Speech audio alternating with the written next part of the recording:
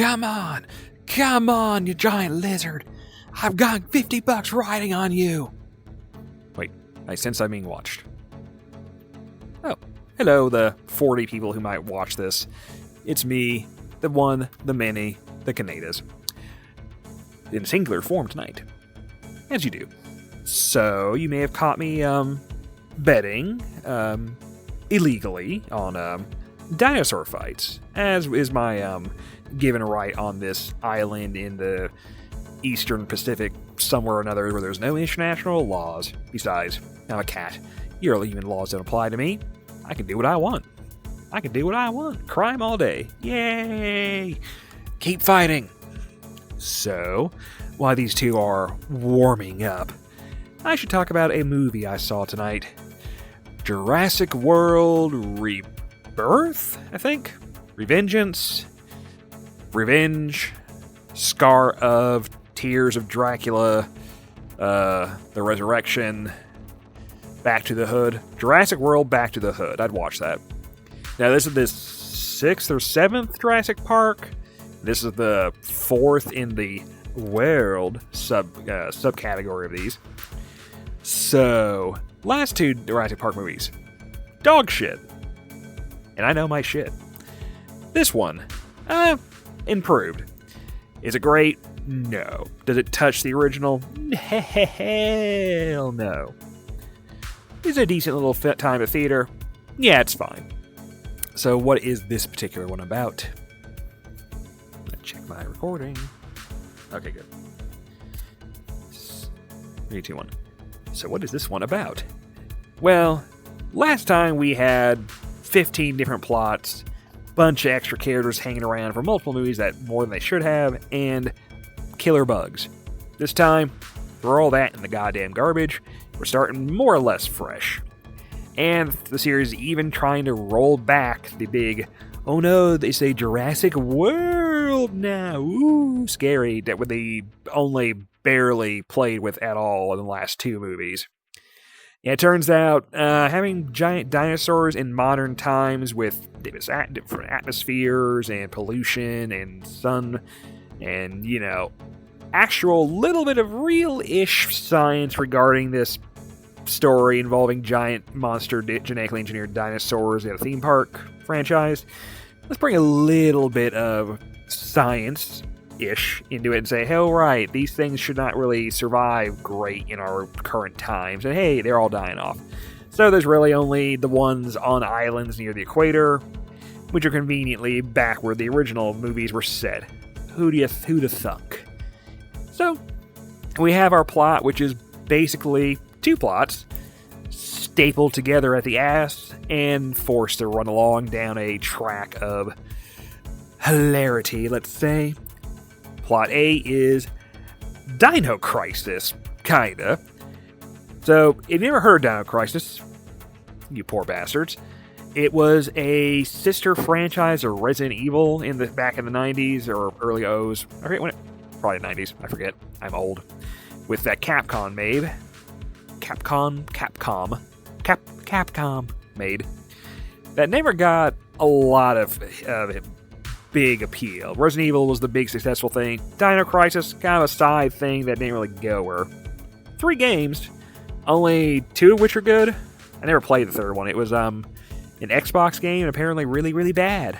Killed the franchise bad. So, great job. But yeah, it was Resident Evil with dinosaurs instead of zombies. And the second one was just decided to turn into a hilarious action game, which I quite enjoyed. Sidetracked. Point is, the lead character of that, Regina, or was it Regina? Regina? I think Regina. Looks a lot like Scarlett Johansson.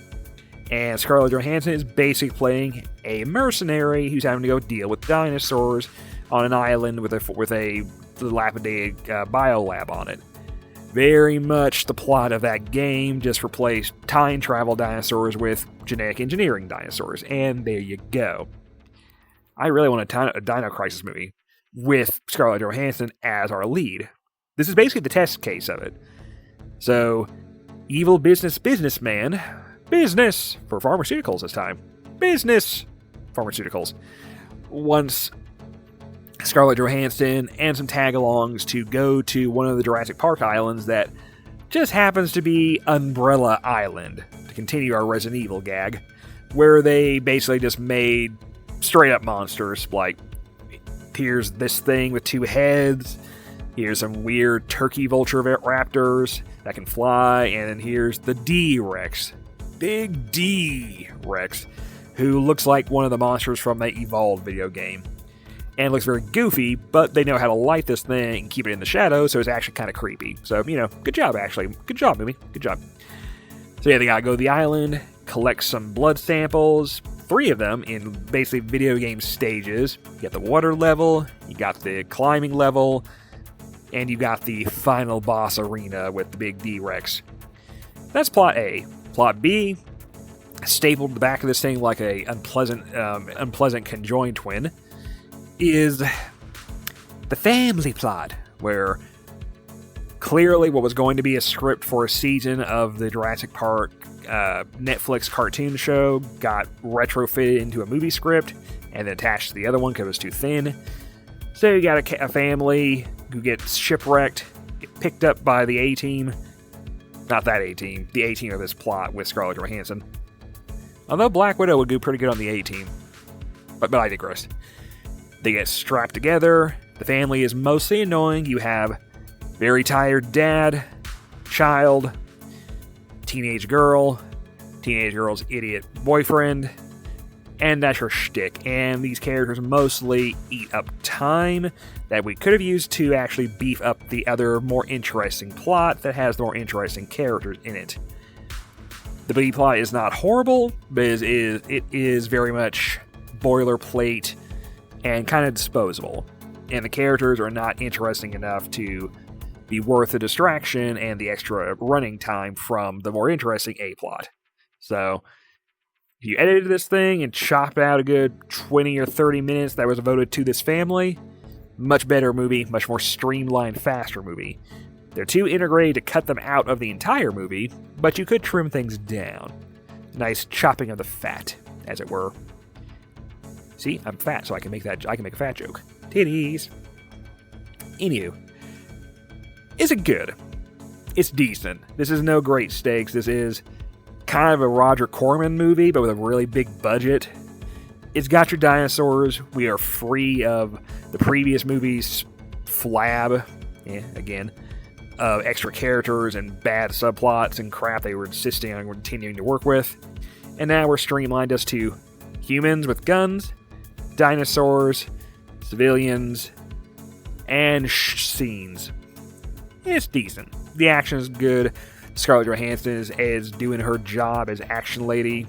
She does good. I had someone compare her to the female equivalent of Harrison Ford back in his prime. Yeah, that kind of tracks. She has the same charisma that you like. Can she carry the thing? Gets close. Her screen kind of gets eaten into by the annoying family stuff, though, so not quite there. Still, it's worth a watch. This is a much better movie than the last 2 or 3 of these. Probably the last 2. The first Jurassic World was interesting in the fact it was new and novel at the time of, hey, the theme park was actually running okay for a little while. Not very long, but, a little while. Also, this movie has the metaphor of people are tired of the dinosaur stuff, and this is a 7-film franchise now. And you know what's going to be fun? This is going to make $1 billion. Because apparently a universal truth of the universe, kids love dinosaurs. And they're right. Even if you're not a kid, I love dinosaurs. Dinosaurs are awesome. Even a shitty-ass movie can't make me not like dinosaurs. It can make me bored, but I will look at the dinosaurs and go, ooh, dinosaurs, yay! That's this movie in that show. Dinosaurs, yay! No bugs this time, yay! Like and subscribe, yay! Maybe I should draw some dinosaur-related pornography, yay! Maybe I should shake my titties at the camera again, yay! Like and subscribe. Patreon. Good night. Bye-bye. Go away. Get back to fighting, please.